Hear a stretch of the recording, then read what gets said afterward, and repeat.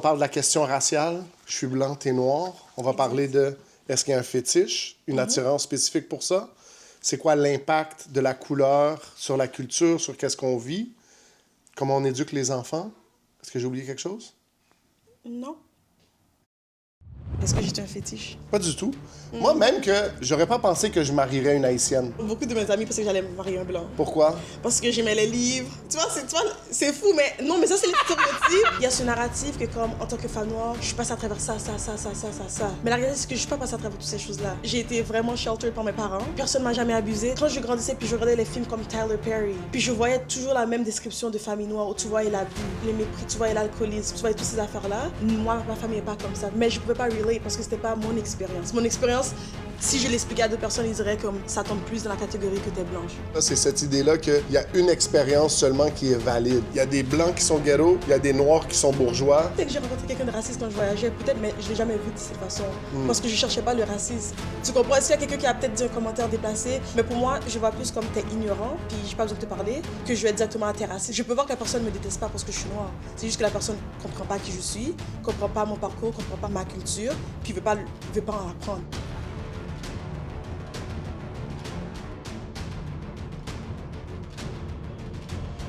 Bienvenue chez Les Ouellettes. Aujourd'hui, on parle de la question choc, la question difficile, la question d'actualité. Les couples interraciaux, je suis blanc, elle est noire. Qu'est-ce que ça représente? C'est quoi les défis? Comment on gère ça au quotidien? Restez avec nous, on commence maintenant.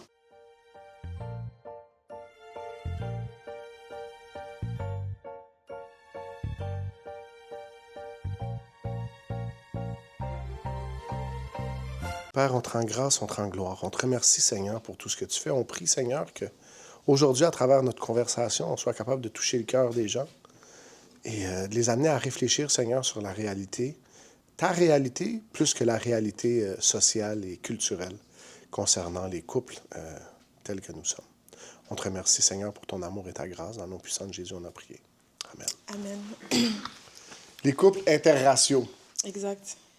C'est drôle parce qu'on a des idées de choses qu'on voulait parler, mais la première chose qui me vient à l'esprit, c'est... j'ai toujours l'impression que c'est plus difficile pour les femmes noires à l'Église que pour les femmes blanches. Explique. D'être en couple. Pourquoi? Il y a plein de femmes noires de qualité qui sont jolies, tout ça.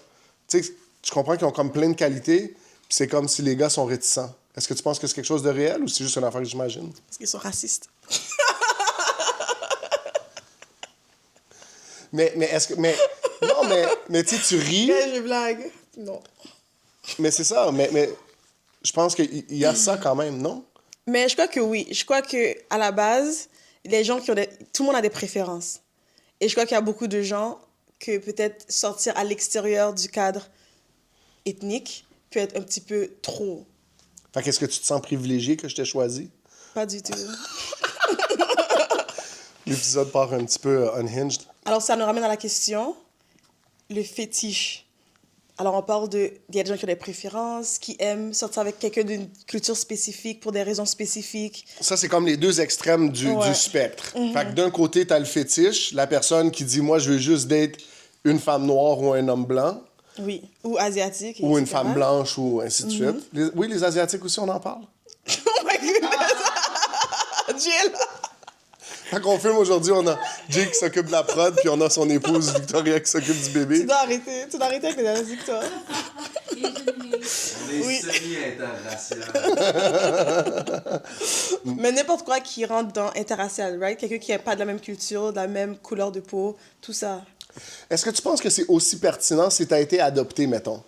Tu comprends ce que je veux Je dire? ne pourrais pas parler de ça parce que je crois qu'il y a tellement d'enjeux qui rentrent dans ça. Ouais, Parce qu'il y a une identité, puis après tu te demandes est-ce que je suis l'identité de mes parents adoptifs ou est-ce que je suis l'identité de la personne que je suis née. Je crois que chaque personne qui passe à travers l'adoption, on passe à travers ce processus différemment. Ouais, OK. Comme Fait qu'on je suis touchera pas pas à ça parce quelqu'un qu'on d'adoptif, on n'en sait pas assez. Mais s'il y a quelqu'un dans le chat qui sait quelque chose sur l'adoption, qui l'a vécu, ce serait cool d'avoir des commentaires puis peut-être des pistes de réflexion. La première chose, donc le fétiche. Exact. Est-ce que j'ai un fétiche? Pas du tout. Moi, même que... Je sais pas si on a déjà parlé de ça, mais j'aurais pas pensé que je marierais une Haïtienne à ce point-ci de ma vie. Dans ma tête, comme... pas que j'avais dit tout sauf ça, mais... Tu veux expliquer pourquoi? Donc, j'ai été marié dans ma jeunesse. J'ai grandi avec des Haïtiens. Fait que Exact. moi, j'ai grandi avec des Haïtiens Je parle créole couramment, mieux que ma femme. Barely. Mais peut-être qu'on devrait faire un podcast en créole. Ok, peut-être pas. Tu vois? Mais c'est ça. Puis ma première femme, c'était une Haïtienne. Et puis, ben, ça n'a pas marché. Fait que, comme dans ma tête, dans mon esprit rationnel, je me suis dit, ben, si ça n'a pas marché, ben, on fera Mais d'autres tu vois, mais choses. c'est ça. Alors, si tu dis que comme ta ex-femme était une haïtienne, et maintenant ta femme, maintenant c'est une haïtienne, quelqu'un pourrait regarder puis dire, peut-être qu'il a un fétiche ou peut-être que... Tu comprends? Ouais. Alors, comment tu répondrais à quelqu'un comme ça? Ben, je sens jamais comme tant la nécessité de me justifier. Fait que si quelqu'un me disait ça, c'est correct, c'est pas du tout le cas, tu sais. Ouais, t'es pas comme... C'était comme, OK. Ouais, c'est ça. C'est comme... Mais c'est ça. Mais j'aurais pas pensé ça. J'aurais pas pensé. Après ça, je me souviens la première fois que je t'ai vu à l'église, puis que j'ai dit, wow, OK, like, she's cute. C'est pour ça que je suis haïtienne? Je m'étais pas tant posé la question. OK. Je sais pas, non. Est-ce que tu peux dire? Tu penses que c'est possible de le savoir? Je crois que moi, personnellement, avec les Asiatiques, je peux savoir qui est japonais, qui est coréen, qui est chinois. Je peux faire la distinction. C'est quoi le truc, mettons, pour Il n'y a pas quelqu'un de comme truc. Il moi? faut que tu sois habitué à voir quelqu'un assez souvent. Puis il y a des traits de face qui sont distincts de chaque Puis est-ce que peuple. tu dirais que c'est la même chose pour les Noirs? Oui. Ah ouais? Je sais qu'il y a des personnes qui peuvent quand même être des caméléons, comme tu pourrais pas être trop sûr, mais je te dirais comme exemple les Soudanais. Tu peux clairement oui, savoir oui. que quelqu'un Mais est ça, c'est soudanais. l'Afrique de l'Est, oui. Oui, mais c'est toujours des choses comme Ouais. ça. Il y a des traits distinctifs à certains peuples que Ouais. tu peux savoir. Comme les Jamaïcains, tu peux kind of savoir parce que idée, t'as comme un accent. Oui, mais... Puis à la façon comme... Comment dire en français? Ton mannerism. Ouais, tes manières. Tes manières, la façon que tu parles, la façon que tu agis, comme quelqu'un peut savoir que t'es... Les Haïtiens aussi, je dirais que si tu es à Montréal, tu connais les Haïtiens, il y a quelques petites affaires qui vont te faire savoir que tu es Haïtien.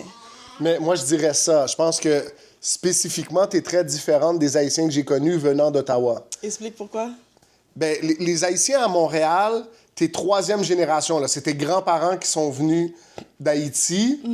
Puis t'es encore en train de dire les bagailles sont bizarres. Et puis toi, t'es né en Haïti, t'es arrivé à 6 ans. Puis quand on parle avec toi, comme si tu ne me le dis pas, je le saurais pas. Vraiment. Il y a des gens qui me disent que j'ai un petit accent.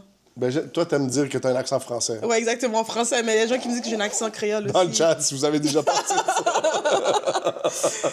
I'm sorry, c'est les Français qui m'ont dit ça, OK? Alors, je vais le laisser à ça. C'était qui ces Français-là? Don't worry about Combien that. de vins qu'il avait bu avant?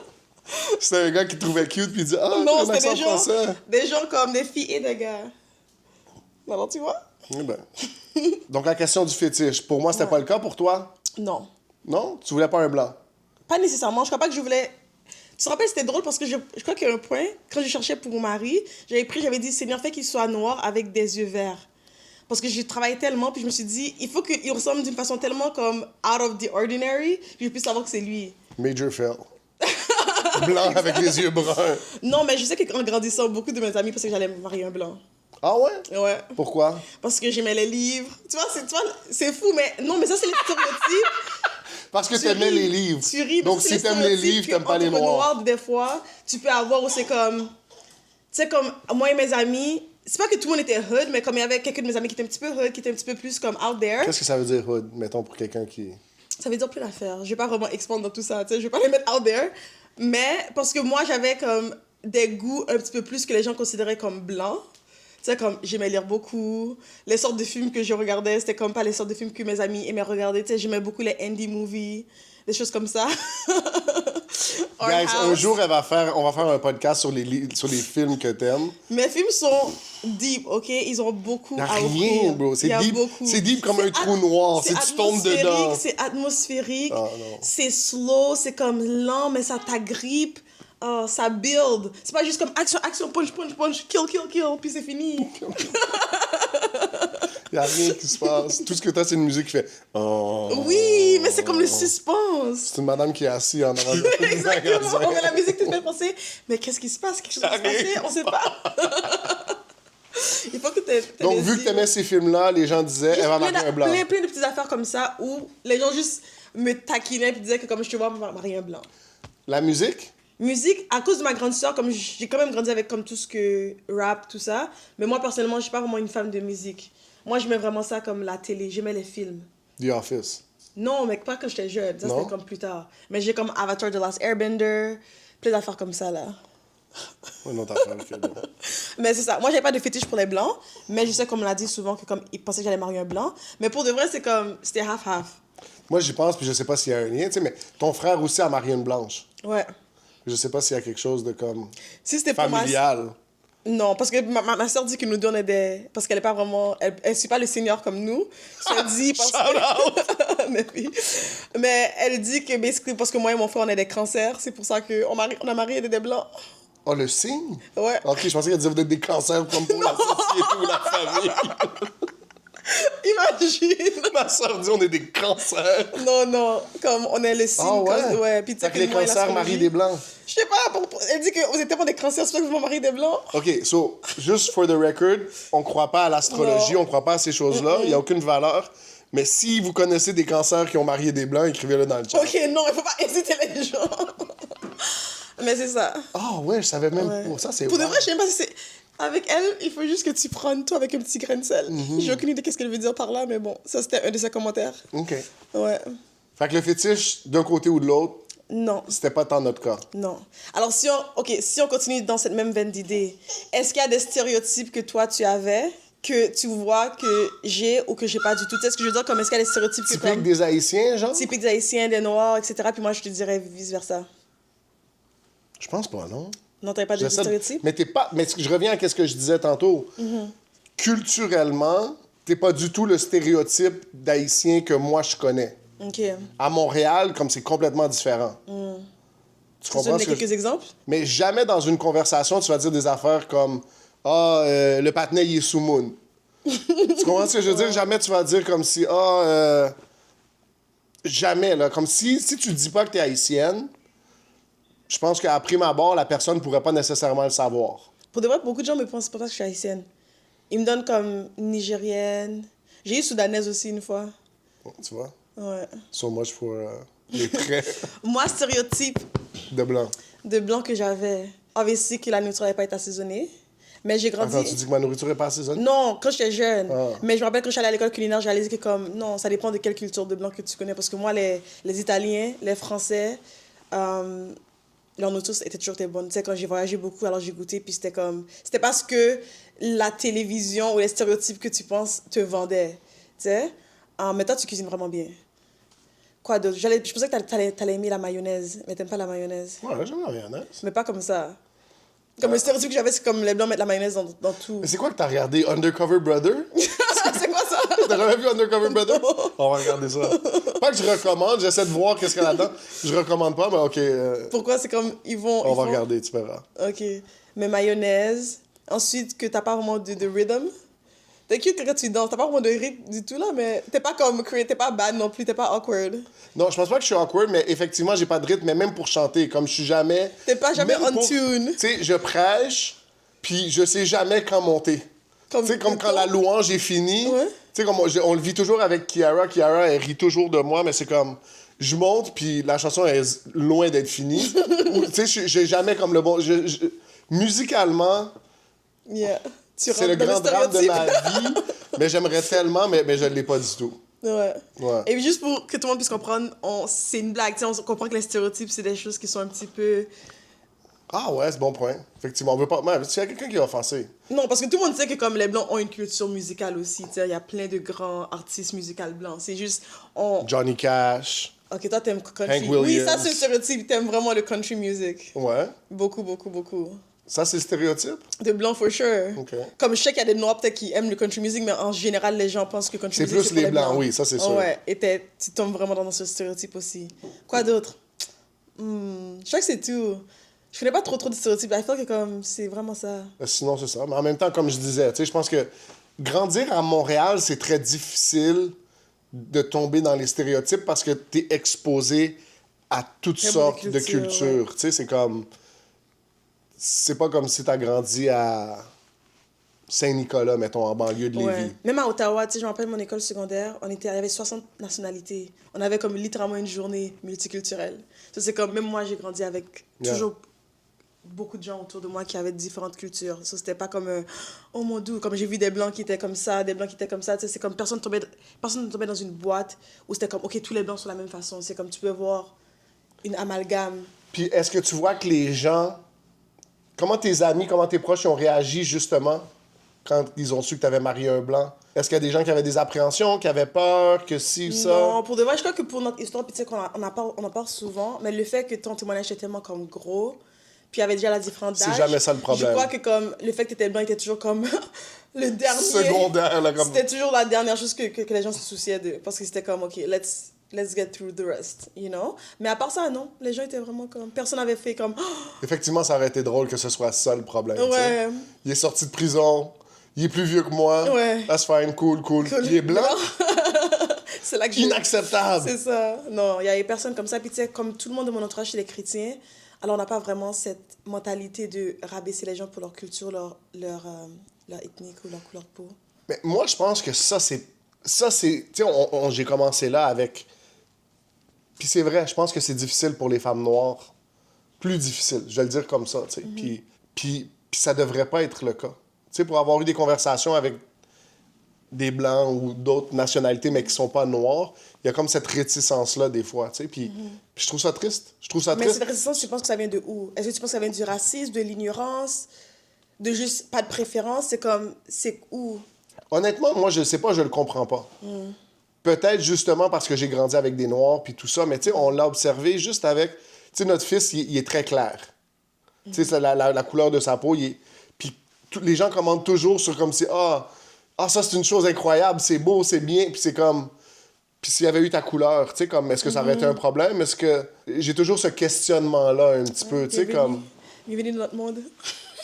C'est-à-dire? Ben, je te dis, c'est ça le colorisme. Tu comprends cette idée? Le colorisme? Oui. Explique le colorisme. Ben, tu vois beaucoup dans les cultures noires où c'est cette idéologie qui a été implémentée par cette philosophie d'esclavage, ou parce que beaucoup d'esclaves étaient noirs. Ce qui a fait que quand les...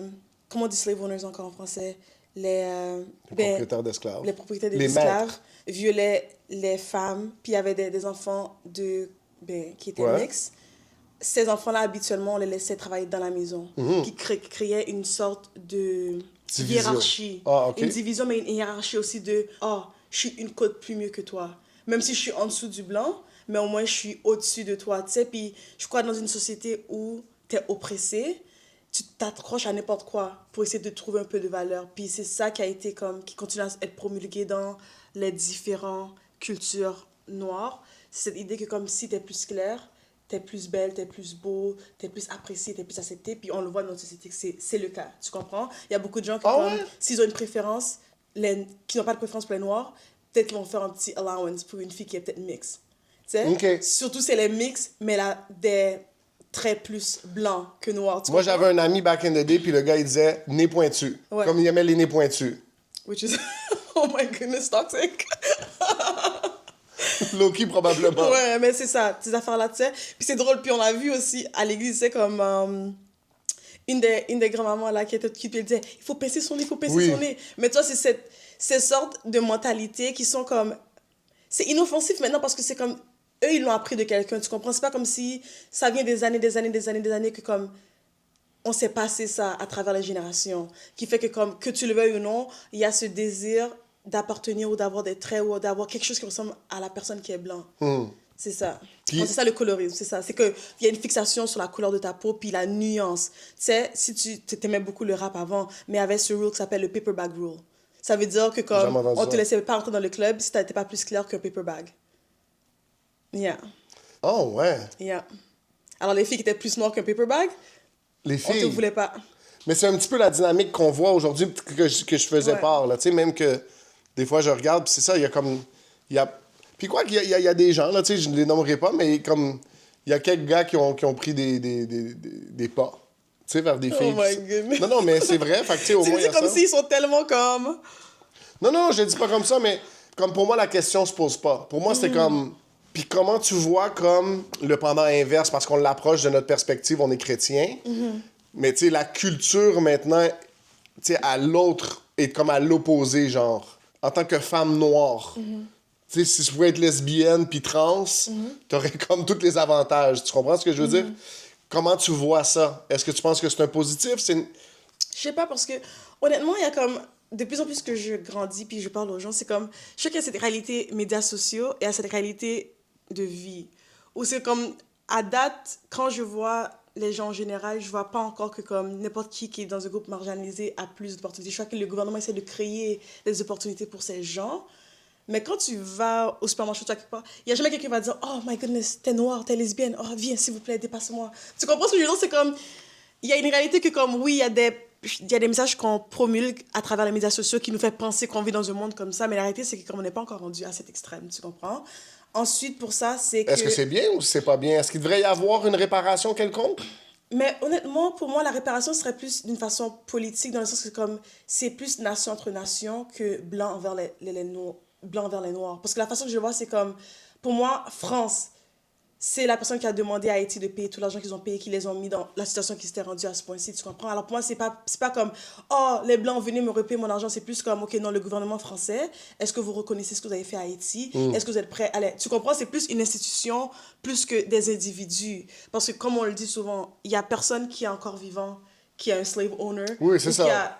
Et moi, j'ai pas été un esclave, tu comprends? Puis moi, j'ai jamais eu d'esclave. Il y a une historique, puis il y a des choses qui ont été faites et un handicap qui a été créé à cause de ça, oui. Puis je crois que c'est là que, politiquement parlant, il devrait avoir des discussions, puis il devrait avoir des réparations. Puis je sais pas ce que ça veut dire, la réparation, right? C'est un mot qui a été envoyé à gauche et à droite.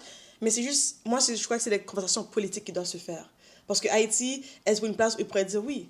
Comme maintenant qu'on parle de toutes ces choses-là, ok, parlons de qu'est-ce qui s'est arrivé là et comment est-ce qu'on peut remédier, comment est-ce qu'on peut aider notre pays à avancer de l'avant, tu comprends? C'est plus dans ce sens-là. Mais après ça, non, je crois pas qu'en tant qu'individu, tu me dois quelque chose. La réalité, c'est que ça, c'était dans le passé. There's nothing I can do, but c'est ma responsabilité maintenant de comprendre le passé, de comprendre les fautes qu'on a faites, puis d'avancer, puis d'apprendre à mes enfants. Ok, ça, c'est le passé, c'est ça qu'on a appris. Maintenant, this is who you are. Tu comprends? Son identité en Christ est plus importante pour moi que son identité en tant que noir ou en tant que blanc. Amen. Après, la société va le voir d'une certaine façon, parce qu'il est quand même mix, puis il ressemble 10. Tu comprends ce que je veux dire? Personne ne va jamais le regarder puis dire « Oh, t'es 100% blanc. » Ça, c'est une réalité. Mais après ça, si je vais lui donner un handicap, c'est le faire toujours utiliser ça comme une Achilles heels. Un tendon d'Achille? Un tendon d'Achille, où c'est comme, il va le voir comme s'il est toujours en dessous de tout le monde. Mais non, c'est pas le cas. T'as une dignité, t'es aimé, t'es un enfant de Dieu, and that's all you need to know. Après, qu'est-ce que les gens pensent de toi? Ça, c'est leur problème. You're gonna keep on thriving, you're gonna keep on working hard. On va être là pour te supporter, on va être là pour prier pour toi, on va t'équiper avec tout ce qu'on peut pour te faire réussir. Ça, c'est notre job. Comment on n'en a jamais parlé? En fait, jamais, mais comment t'entrevois de lui expliquer la réalité, peut-être, justement, d'être noir, puis du regard que, tu sais, je pense à... je sais même pas c'est quoi le nom du gars, mais il racontait qu'à chaque semaine, il se fait arrêter par la police. Pas arrêter, mais intercepter. Puis c'est drôle parce qu'il faisait le même bémol. Puis il disait, parce que je conduis une plaque F, parce que c'est au nom de la compagnie, puis c'est pas à mon nom, ils veulent toujours savoir qu'est-ce qui se passe. T'sais? Fait que, sans rentrer nécessairement dans un racisme systémique, mais il y a des gens qui ont des perceptions, qui ont des billets, je veux dire ça, qui ont des billets. Comment on explique ça à notre fils, mettons? Moi, je trouve que c'est simple. Comme, avant que j'explique, mais je veux juste comprendre que comme moi, mon mentalité en tant que jeune femme noire, ça n'a jamais été d'être une victime. Et c'est pour ça que je crois que comme mes amis me taquinaient beaucoup, parce que j'ai jamais eu cette mentalité où je rentrais jamais dans un narratif où je me voyais comme une victime. J'ai toujours été quelqu'un qui était vraiment ouverte. Comme je disais, je lisais beaucoup. J'ai voyagé vraiment tôt, vraiment jeune. Et je me suis exposée à beaucoup, beaucoup de différentes cultures. Et je me rappelle même quand je voyageais, les gens me disaient toujours comme « Mais t'as pas peur de voyager dans quelque chose? » Puis je suis comme « Non, parce que je me vois pas en premier comme ça. Pour moi, c'est comme c'est ma vie. J'ai des choses que je veux faire, il y a des choses que je désire de faire. Et je peux pas m'arrêter et à chaque fois amener ma couleur de peau dedans puis pas faire ce que j'ai envie de faire, tu comprends?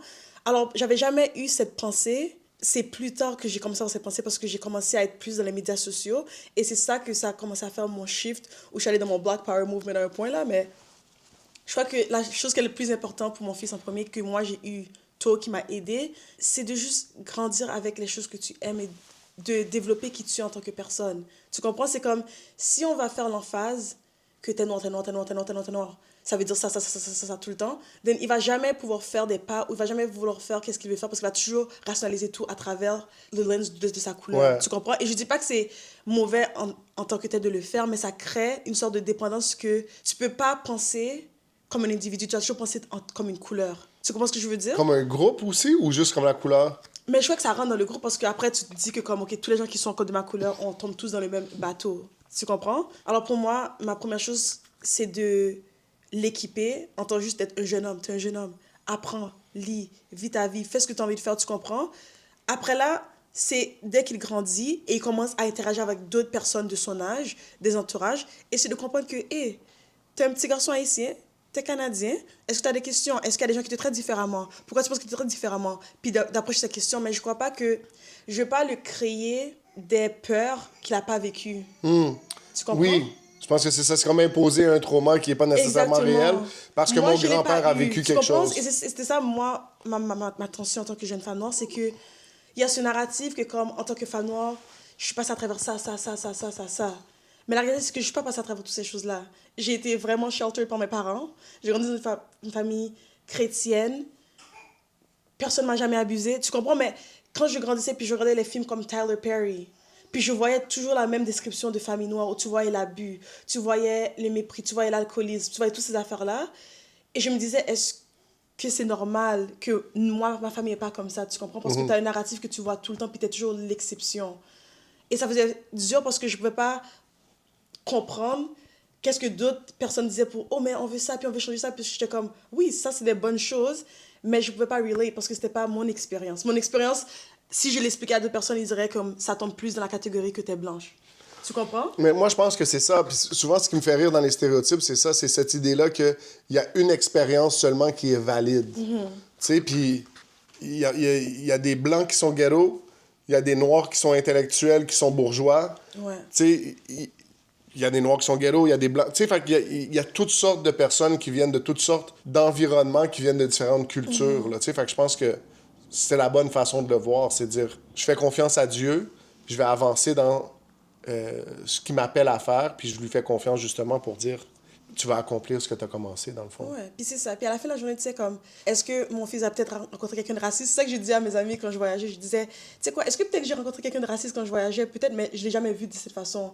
Parce que je cherchais pas le racisme. Tu comprends? Est-ce qu'il y a quelqu'un qui a peut-être dit un commentaire déplacé que dans ma tête, j'ai dit, oh, pour moi, c'était plus de l'ignorance que c'était du racisme. Tu comprends? Parce que la réalité, c'est qu'il y a beaucoup de gens qui font pas leur recherche et qui veulent pas comprendre. Et c'est correct. Mais pour moi, je vois plus comme t'es ignorant, puis j'ai pas besoin de te parler, que je vais directement à t'es raciste, parce que je peux voir que la personne me déteste pas parce que je suis noire. C'est juste que la personne comprend pas qui je suis, comprend pas mon parcours, comprend pas ma culture, puis veut pas en apprendre. Puis c'est correct. C'est ce que je veux dire, que moi aussi, je m'en fous de la plupart des gens que je rencontre aussi. C'est pas comme la fin Moi du aussi. monde. Non, mais c'est ce que je veux dire, c'est comme Non, si je genre, rencontre la première fois, je vais pas commencer à aller faire comme une recherche intensive sur qu'est-ce qui est arrivé au Japon, whatever. Tu viens du Kazakhstan, puis je vais besoin de c'est connaître ça. toute ta culture avant de te parler. Après, si on est amis, on apprend à se connaître, puis on commence à avoir cette sensibilité culturelle. Mais c'est ça. Moi, je voyais toujours ça comme une insensibilité et une ignorance plus que du racisme. Et je crois que beaucoup de cas, c'est ça. C'est que les gens rencontrent beaucoup d'ignorance et des gens qui juste, littéralement, c'est ça, ils s'en foutent. Et ils veulent pas faire mieux. Puis le label a du racisme. Puis c'est comme, peut-être c'est pas cet extrême. Est-ce que l'ignorance c'est mieux? Non, mais c'est pas non plus comme, il veut te persécuter. Non Ça, plus. c'est un bon point, parce que je pense que dans ma tête à moi, puis peut-être que je me trompe sur la définition du racisme, mais c'est cette idée-là que ma race est supérieure à la tienne.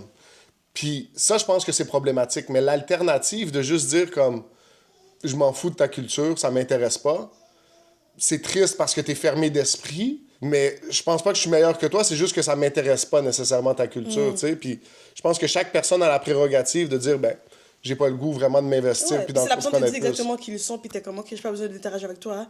Mais pour la définition du racisme, il y a plein de volets. Il y a ça, ma race est mieux que toi, où tu vois des branches comme KKK, toutes ces affaires-là qui rentrent dedans. Il y a aussi, je te déteste littéralement. Je connais pas ton nom, mais parce que t'es noir, je te déteste.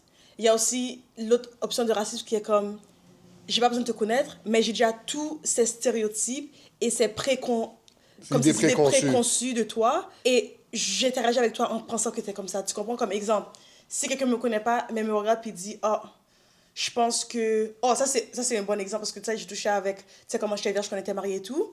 Mais je me rappelle un point, j'avais rencontré quelqu'un, on était dans une fête et tout, quand je marchais pas avec Dieu. Puis il y a un gars qui essaie de me courtiser. Puis j'étais comme, non, je vais pas aller nulle part avec toi. Comme moi, je me présente pour le mariage, il est comme, vraiment toi? T'es noire comme, how? Non, oui. Ouais, puis il a fait le lien au fait que je suis noire et que je ne vais pas rester une vierge. Puis j'étais comme, c'est la première fois que j'avais entendu ça. Puis j'ai eu des gars noirs qui m'ont dit, t'es cute pour une fille noire. So, tu vois, il y a comme plein d'affaires comme ça où c'est quand même le racisme peut être dans ta propre culture, dans ton propre... entre tes propres Oui, oui. personnes. So, c'est comme, il y a tellement de volets à ça, mais ouais, c'est une grosse question, c'est un gros sujet.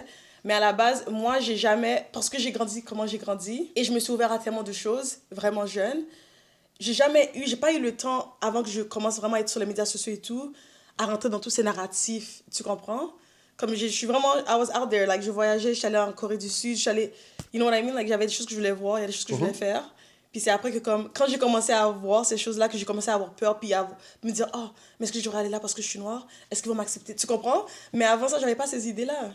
Fait que je Avant pense qu'on que me les donne. s'il n'y a pas de peur, s'il n'y a pas d'esprit d'offense, puis il n'y a pas d'esprit de victimisation, je pense que ça change beaucoup de choses. C'est ce que change j'entends. beaucoup, mais je crois qu'aussi, il y a la partie où il faut faire attention aussi, où toi aussi tu dois te sensibiliser, parce que la réalité, c'est qu'il y a des gens qui vont pas t'aimer, parce que tu sais, puis il y a des endroits que comme tu voudrais pas aller.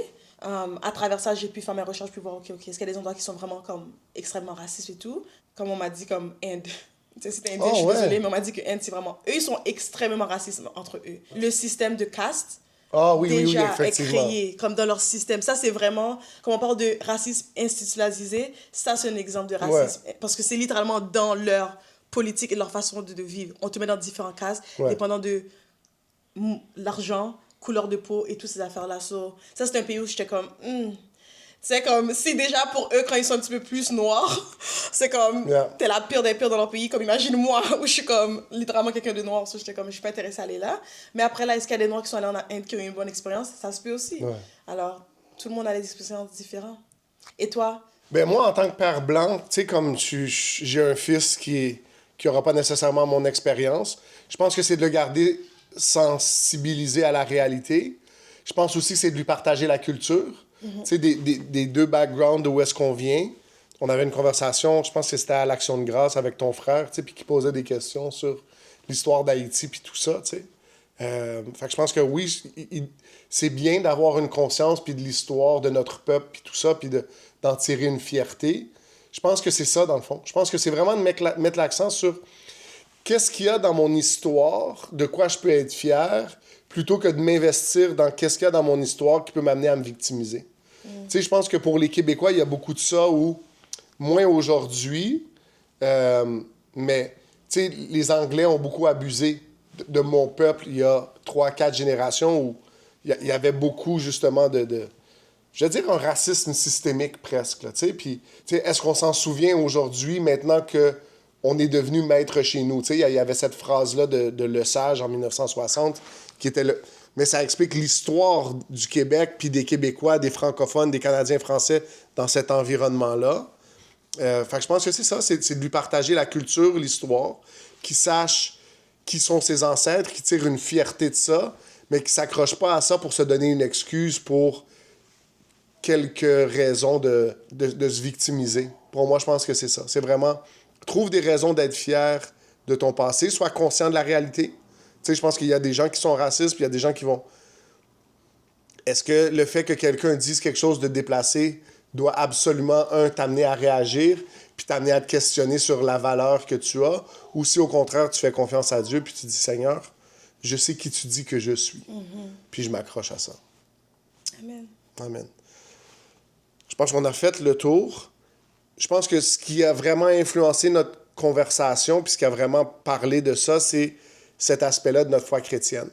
Puis on fait à chaque épisode la même chose, on invite les gens à recevoir Christ. Alors, si tu veux faire cette décision-là dans ta vie, puis tu dis, tu sais quoi, je suis tanné de me définir parce que la société dit de moi. Que ce soit par la couleur de ta peau, par ton passé, c'est mon témoignage. Mais j'ai le goût d'un nouveau départ, j'ai le goût de quelque chose de nouveau. Ça se fait simplement par une prière que tu peux prier maintenant avec moi. Puis ça dit, Seigneur Jésus, viens dans mon cœur, lave-moi, purifie-moi, rends-moi libre. Merci Jésus parce que tu es mort pour moi, je crois que tu es ressuscité et que tu reviendras bientôt. Remplis-moi du Saint-Esprit et je vivrai pour toi tous les jours de ma vie. Amen. Si tu as prié cette prière-là, c'est simple, tu es une nouvelle créature en Christ. On a des Bibles pour toi, donc le ministère Réveil Québec, qui est mon ministère.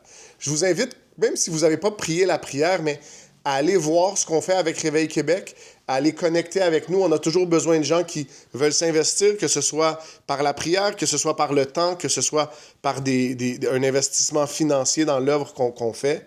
On fait l'œuvre pas pour la récompense, on l'a de Dieu, mais c'est bien d'avoir des gens qui sont partenaires avec nous.